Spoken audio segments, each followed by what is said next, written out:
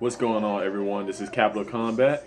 My name is Rob Drill. The name says it all. And I'm just doing an initial reaction to this weekend's fights. Not one single fight because it was a good weekend. That's all I gotta say.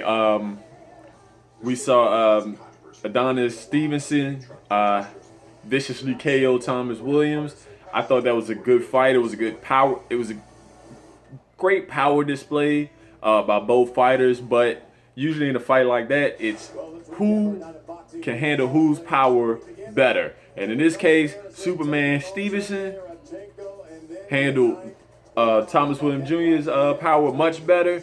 Williams was not the kryptonite. Stevenson wins his 14 straight fight in a row. Good scrap for those 4 rounds. I mean, after the first round, after the second round, I was on the edge of my seat. I was like, whew, they going bombs away. But it's like we said, we really didn't expect it to go past 8. I would have been surprised if it went past 6. It only went 4. It's time that we need to see Stevenson versus someone great. We need to see him versus Ward. We need to see him versus Kovalev. We need to see him versus Beertaviev. Or at least Elida Alvarez, who won on the undercard versus the late replacement Robert Barrich. If you didn't know, he was supposed to fight Chad Dawson. Chad Dawson caught an injury. That would have, I would say that would have showed up that he was a real deal, but to be honest, Bad Chad hasn't been Bad Chad in a long time. So that was a good fight from them. And our boy from Richmond, Emmanuel Lean, he had a good showing on PBC, but he got the majority draw. Everyone who's watched it think he's got jobbed. I think he got jobbed. They didn't give him credit for a knockdown. He should be 18-0. I'm sorry. So it's neither here nor there. He's gonna keep moving up. He'll fight on better competition, and we'll see what else he got going forward. I love to see him again in on PBC or on the network at some point this year. All right, so we also had Showtime. I just rewatched Santa Cruz versus Frampton, and we got a very technical slugfest. People may have just seen the punches going, but what we saw was two guys who brought something different to the table in a 126-pound matchup, and they did it really well. They had very subtle defense, setting feints, showing good defense and returning. It basically depends on what you wanted. Did you want the work rate by Leo Santa Cruz, or did you want the fan-friendly, accurate punches by Frampton?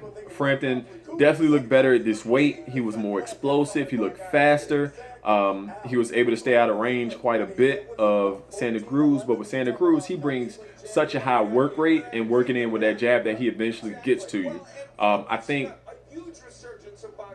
Santa Cruz did a good job of himself working on the inside, because what happened is when Frampton hit him or he would miss, Santa Cruz would hit him, and then it wasn't so fan friendly. You're like, oh, he actually answered back with a punch or two, but he also missed a lot. I think he almost doubled up the amount of punches that Frampton had. But Frampton, you could tell he did much better working from the inside. I mean, getting in with that jab, getting off first.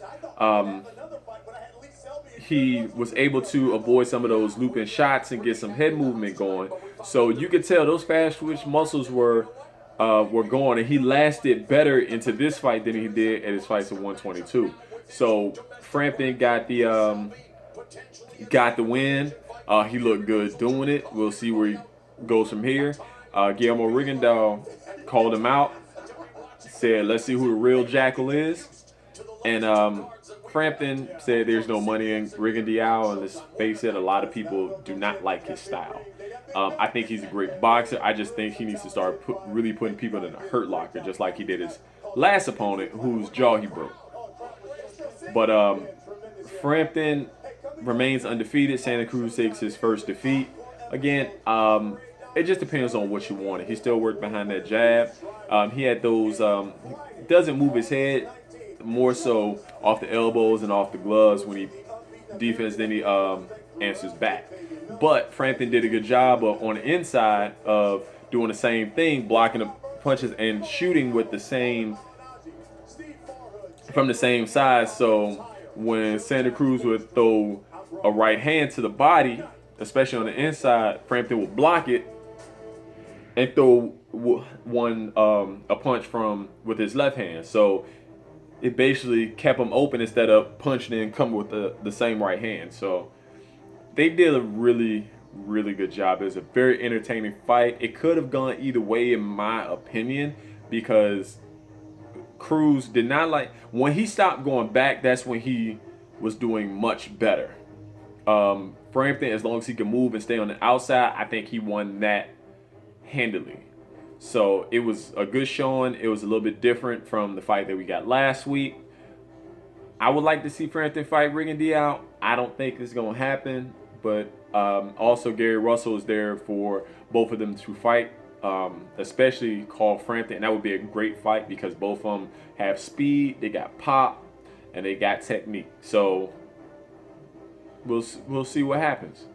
Also on the undercard, Tony Harrison beat Rabchenko with a nice measured performance, and then setting it up and landing that hellacious right hand. So took him out of there, and we saw the return of Mikey Garcia versus Elio Rojas. Elio Rojas was very game, even though he was knocked down 4 times. That last time it was just over. We couldn't let him take any more punishment. But again, he was game. He got up. He was like, "Come on, I'm still here." But Mikey Garcia looks comfortable.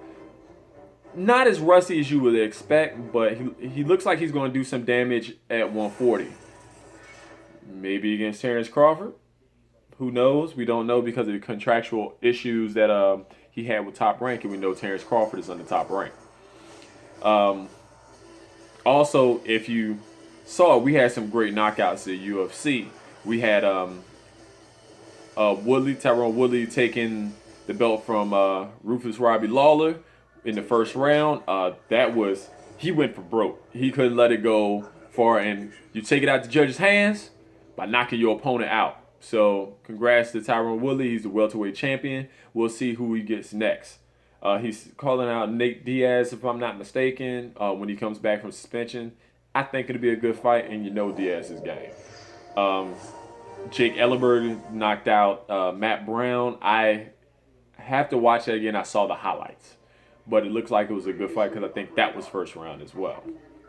So, and the ladies put on an entertaining scrap as well, from what I heard. So Hakeem's going to do the recap of that. If you didn't see it, the preview was on our Facebook page. Check it out, Capital Combat on Facebook. We'll be doing our recap of this past weekend's boxing events tomorrow, so look out for that. And we'll be doing a preview of Andre Ward versus his next opponent on HBO against Alexander Brand. So if you have any questions, just let us know. If you have any comments, please get in touch with us.